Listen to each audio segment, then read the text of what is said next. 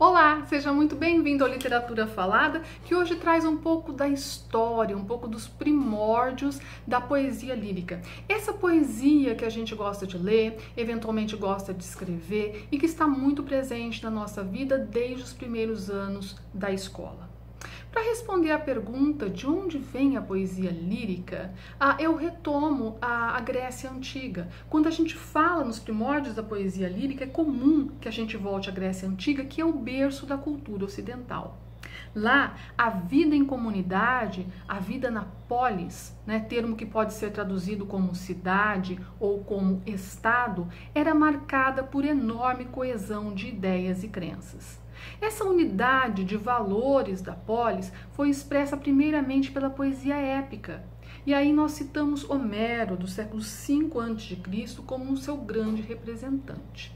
Vale a pena mencionar aqui que há alguns historiadores, pesquisadores que levantam a hipótese de que Homero não existiu, mas era uma assinatura coletiva em torno do qual outras pessoas, grupos, enfim, assinavam as suas histórias. A gente não vai entrar nessa questão aqui, por ora vale assinalar que a Ilíada e a Odisseia, que seriam de autoria de Homero, são consideradas as bases da cultura grega e ao mesmo tempo cumprem papel educador do povo de então, quando ética e estética andavam muito juntas.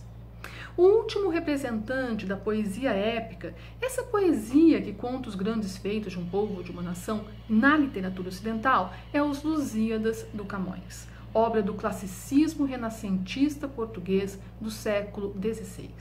Depois dos Lusíadas, a gente já não pode mais falar em uma poesia épica, porque os heróis modernos vão aparecer em contos, romances, novelas, etc.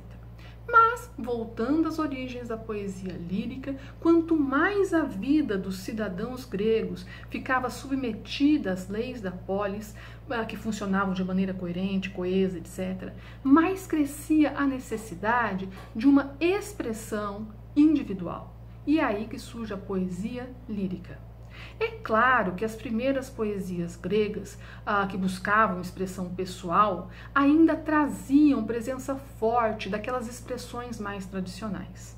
Essas poesias documentavam um momento da vida grega em que as cidades se desenvolviam e as antigas aristocracias já não controlavam as riquezas.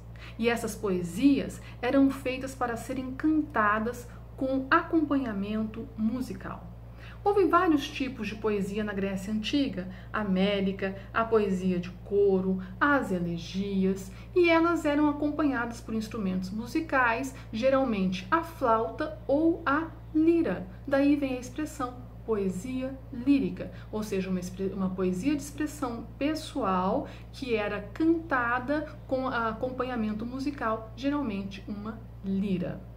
Bom, para citar exemplo aqui de um desses poetas, eu escolhi a Safo.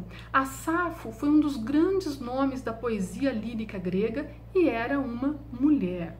Safo era uma mulher da aristocracia, nascida na ilha de Lesbos e que teria vivido entre os séculos 7 e 6 a.C. Safo dirigia sua poesia, que era amorosa, a outras mulheres. Era uma voz feminina que ganhou força ao assumir o sentimento íntimo direcionado a outras pessoas do mesmo sexo.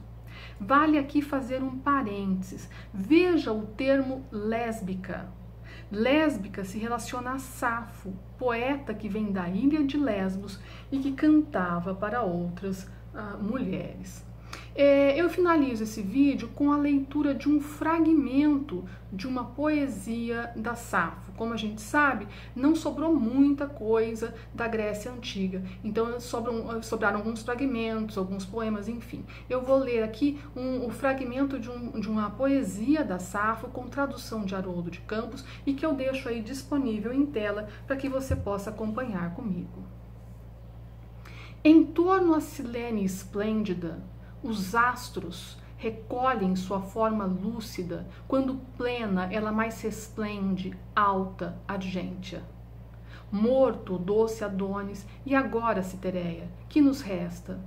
Lacerai os seios, donzela, dilacerai as túnicas. É isso aí. Se gostou, deixa o seu like e não esquece de se inscrever no canal. Até o nosso próximo encontro.